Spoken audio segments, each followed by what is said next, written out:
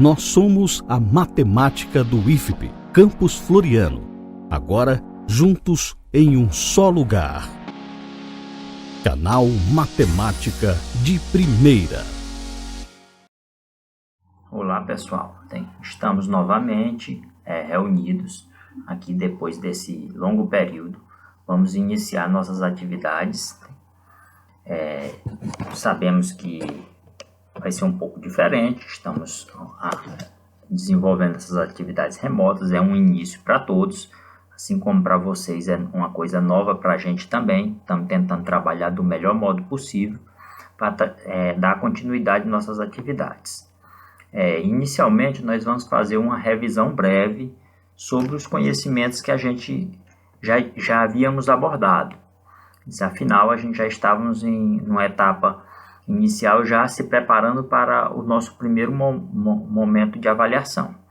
Sabemos que todos tiveram bastante tempo livre ultimamente, estão todo mundo mais aptos para estudar, tem tempo. Então, a gente recomenda também que vocês tenham uma disciplina consciente. Nós vamos estar postando esses materiais, mas você, como aluno aí do outro lado, tem que ter aquela disciplina de que você tem que fazer sua agenda, criar um cronograma de estudos e diariamente ir postando, porque os materiais vão ser feitos, vão ser postados e vão ser cobrados para gerar um sistema de avaliação.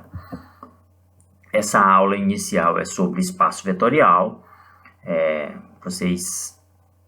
Nós já falamos sobre isso na sala, mas vamos fazer essa revisão.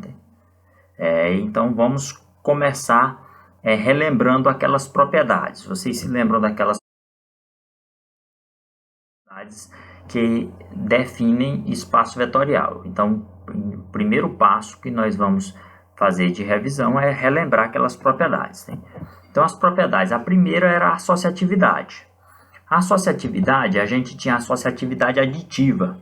Se você considerar um vetor V1 mais uma soma de vetores V2 mais V3, para garantir a associatividade, nós temos que ter que o V1 mais o V2 tem que ser igual, adicionado com o V3 tem que ser iguais. Então, quando isso acontece, nós temos a associatividade, isso na parte aditiva. Na multiplicativa, nós temos uma constante 1 multiplicado com uma constante 2, ou seja, o produto de duas constantes vezes um vetor, ele tem que ser igual a uma constante vezes o produto dessa constante vezes o vetor. Então, quando isso acontece, nós temos a propriedade associativa multiplicativa. Então, nesses dois casos, tem que se valer dessas propriedades. A gente tem que relembrá-las, e dominá-las. A comutatividade. A comutatividade aditiva, quando você tem a adição de um vetor V1 mais um vetor V2 igual a um vetor V2 igual a um vetor V1. Isso é a propriedade comutativa. Isso ocorre sempre na adição. Então, a gente tem que lembrar que essa propriedade comutativa tem que ser lembrada para a adição. A associatividade a gente tem que lembrar para a parte da adição e para a parte da multiplicação. O vetor nulo aditivo. Então, você tem um vetor V somado com um vetor nulo, tem que dar o vetor V. Isso independente desse vetor, não importa qual seja o vetor, sempre você tem que lembrar disso. Independente do vetor, você tem o vetor nulo. Continuando aqui, vamos analisar. Então, essas três primeiras aqui, bem simples. Continuando, diz o vetor, o inverso aditivo. Então, o que acontece? Para cada vetor V, a gente tem que ter um vetor oposto, menos V. Então, e esse vetor depende do primeiro vetor, diferente anteriormente, que o vetor nulo não tinha dependência do vetor V, mas nesse caso aqui a gente tem que ter essa dependência. Então, o vetor inverso aditivo, ou oposto, tem que ser dependente do vetor V. Então, quando somados, eles têm que dar o vetor nulo. Então, isso é uma propriedade que é importante. Você tem que lembrar que somando esses dois vetores tem que dar o vetor nulo. Multiplicação por 1, ou o elemento identidade na multiplicação. Você pega o 1 multiplicado por V por um vetor qualquer, tem que dar o vetor V, né? Então, esse é o elemento identidade ou a multiplicação por 1. Né? Aí nós temos a distributividade. A distributividade é de uma constante C por uma adição de vetores, né?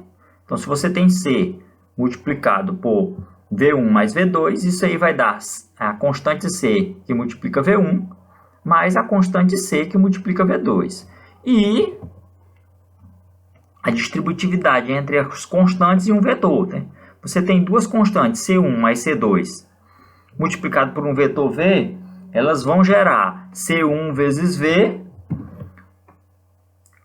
mais C2 vezes V. Tá? Então, você gera a constante de multiplicação vezes a adição das constantes vezes um vetor V. Então, essas propriedades aqui, a gente tem que saber que é para poder a gente conseguir identificar quando nós temos um espaço vetorial.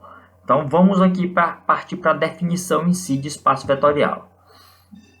Lembrem-se que isso aí, os vetores são do espaço e os escalares são dos números reais, né? Então, mas agora nós vamos partir para o que interessa, que é a definição de espaço vetorial. Okay? O que é um espaço vetorial? A definição diz que se tu tem um conjunto E, nos quais os elementos que a gente chama de vetores, lembrando, não necessariamente são vetores, a gente chama de vetores. Por exemplo, se for um espaço vetorial de matrizes, esses vetores são matrizes. Se é uma função no espaço R2, então são pares ordenados. Né?